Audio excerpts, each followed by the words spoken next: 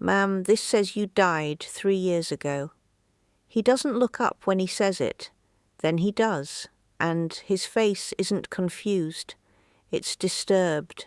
Before we continue, please hit the like button, subscribe to the channel, and turn on the notification bell for updates.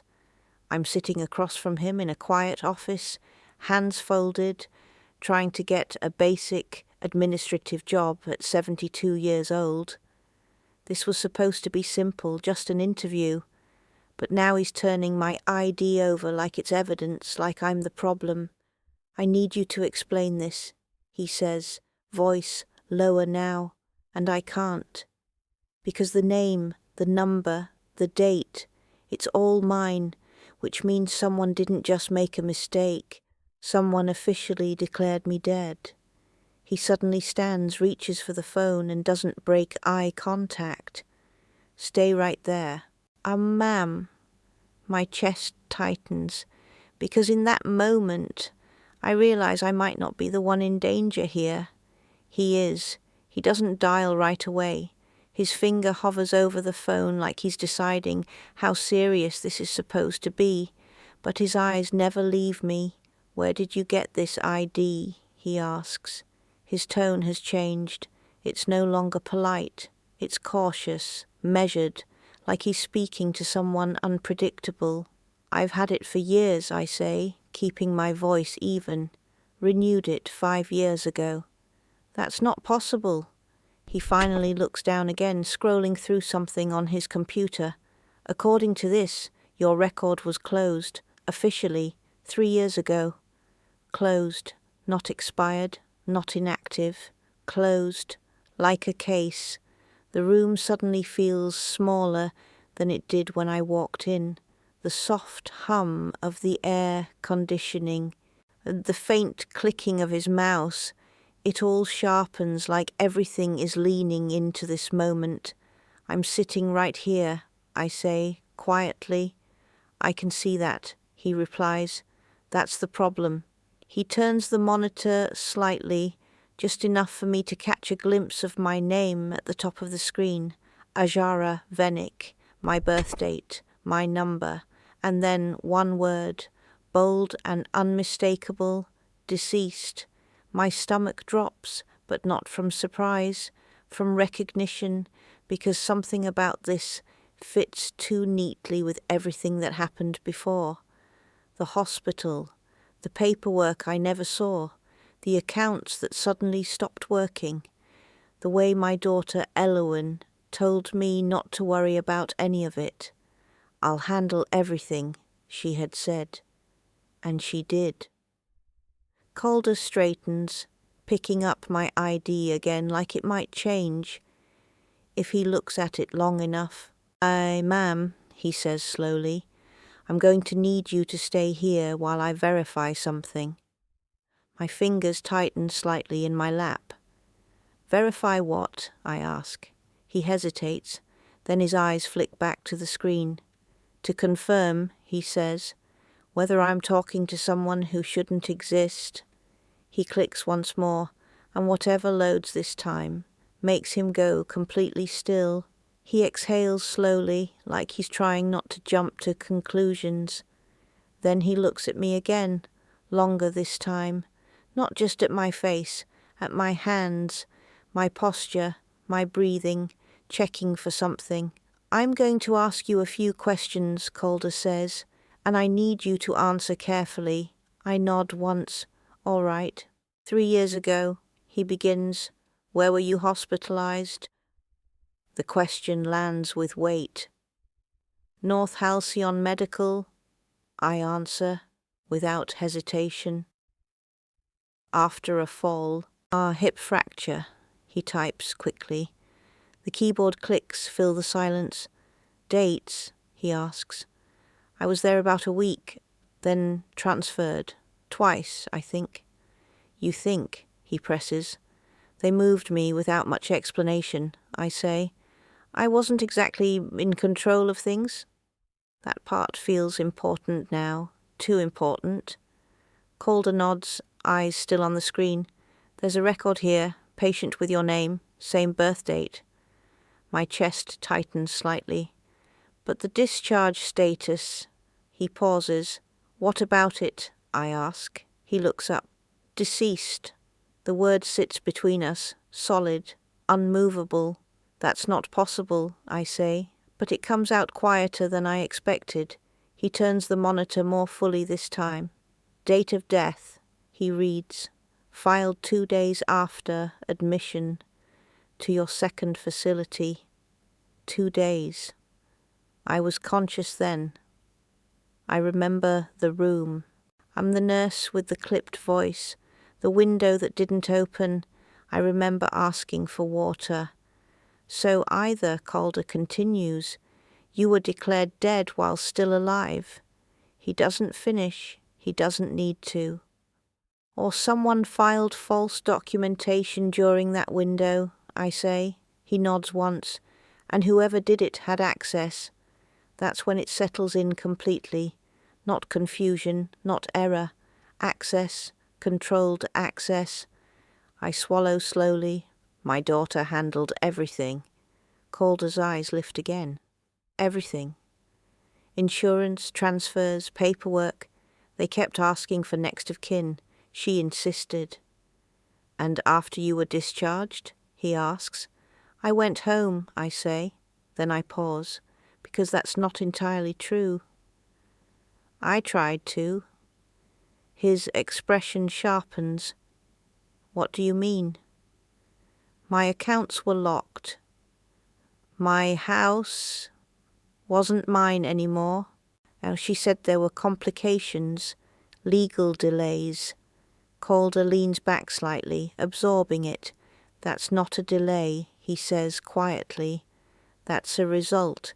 He turns back to the computer, pulling up more files. Ma'am, I'm going to access the full death report. There's a brief loading screen, a spinning icon. Then the document opens. Calder reads the top line, and his entire posture stiffens. Next of kin declaration, he says under his breath. My voice comes out steady. Read the name. He doesn't want to, I can see it, but he does anyway. Venick. The room goes completely silent. Because now, it's not a system error, it's personal. Your daughter, Calder says slowly, is the one who declared you dead. The air between us doesn't move. It just sits there, heavy, settled, undeniable. Calder prints the report without asking me again. The machine hums to life, spitting out page after page, like it's confirming something neither of us can ignore anymore. He slides the stack across the desk. You should read this. I don't rush. My hands are steady as I pull the first page closer. Name, Ajara Venick. Status, deceased. Declared by, next of kin, Venick. My eyes move down the page. Dates, timestamps, signatures, everything aligned, everything processed cleanly, efficiently, permanently. This was accepted without question, I ask. Calder exhales. There are verification steps, medical confirmation, administrative sign-off. Then how did this go through? I press. He hesitates. There was a transfer gap, 2 facilities, overlapping intake records. If someone submitted documentation at the right time, it could bypass immediate verification.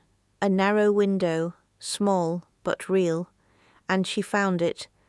I flipped to the next page. Property transfer authorization, effective immediately upon death. Primary beneficiary, Venick, processed 10 days later. My grip tightens slightly on the paper.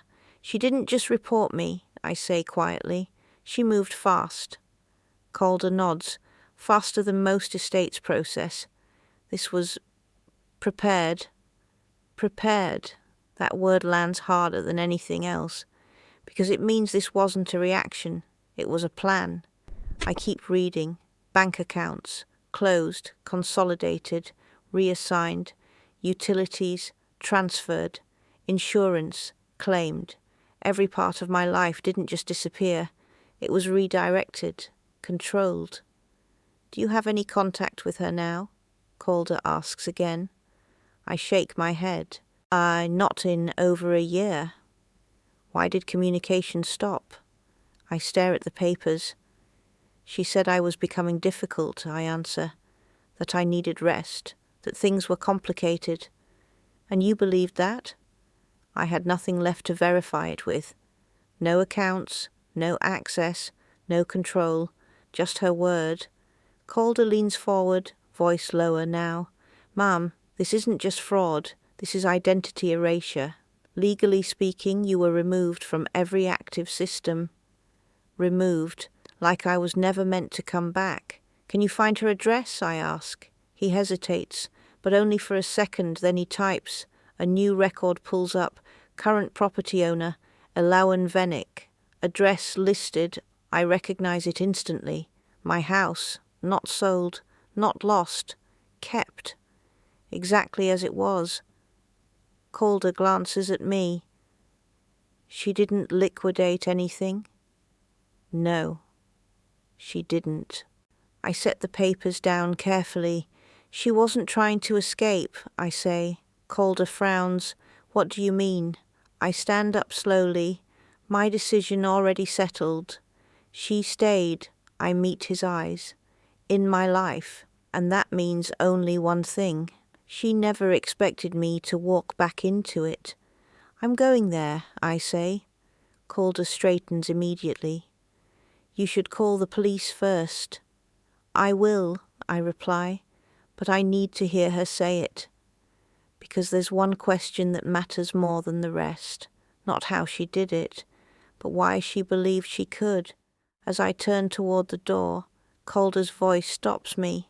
Ma'am, I look back. His expression is no longer just concerned. It's warning me. If she sees you alive. He pauses, then finishes quietly. She might not react the way you expect. The house looks exactly the same. Same pale siding. Same narrow path leading up to the front door. Nothing about it suggests anything was ever wrong, which somehow makes it worse. I stand at the gate for a moment, watching the windows. Lights are on inside. A shadow moves past one of them. Slow, familiar. She's here, living in it, moving through it, like I was never part of it at all. I push the gate open and walk up to the door. My steps are steady, but every part of me is alert now, listening, measuring, waiting. I knock. Once, then again. Footsteps approach almost immediately. No hesitation. The door opens. Elawan stands there. She hasn't changed much. Same composed posture, same controlled expression. But the second she sees me, it breaks. Not confusion, not disbelief. Recognition. Immediate. Unfiltered. You. The word slips out before she can stop it. I study her face carefully. You knew, I say. She recovers quickly, too quickly. Her hand tightens on the edge of the door. This isn't a good time, she replies, already pushing it inward to close. I stop it with one hand. According to the government, I say evenly, I don't exist. Silence stretches between us. Then she exhales, and something in her shifts. Not denial, not panic, calculation. You shouldn't be here, she says. Not how are you here. Not this is impossible. Just, you shouldn't be here. That's enough. I step forward, forcing the door open the rest of the way, and walk inside. The air smells the same, but everything else is adjusted. Furniture slightly rearranged. Walls cleared. Photos gone. Every trace of me removed, erased with intention. Elawan closes the door behind me, slower this time. You don't understand what I had to do, she says. I turn to face her. Then explain it. A long pause. Her jaw tightens. You were going to lose everything anyway, she says, finally. I don't interrupt. You were sick. Bills were stacking up. The house was at risk. Her voice stays controlled, almost rehearsed. I fixed it. By killing me? I ask. On paper, she corrects immediately. Like that makes it cleaner. Like that makes it acceptable. You wouldn't have survived what was coming, she continues. I made sure something remained. I hold her gaze, and in that something, there was no place for me. She doesn't answer, because there wasn't. Outside, faint at first, sirens begin to echo. Alawan hears them. Her eyes flick toward the window, then back to me. A crack forms in her composure for the first time. Did you bring them? She asks. My voice stays calm. No. The sirens get louder, closer, because this is bigger than just us now, and someone else already knows. A sudden heavy knock slams against the door, not hesitant, not polite. Authority. Alawan freezes, and this time she doesn't know what to do. The knock comes again, harder this time. Alawan Venik, open the door. A male voice, firm, certain. Alawan doesn't move right away. She's staring at me like the answer might still be here, like this can still be contained between the two of us. You said you didn't call them, she whispers. I didn't, I reply, and that's when it settles over her. This didn't stay small, this didn't stay hidden.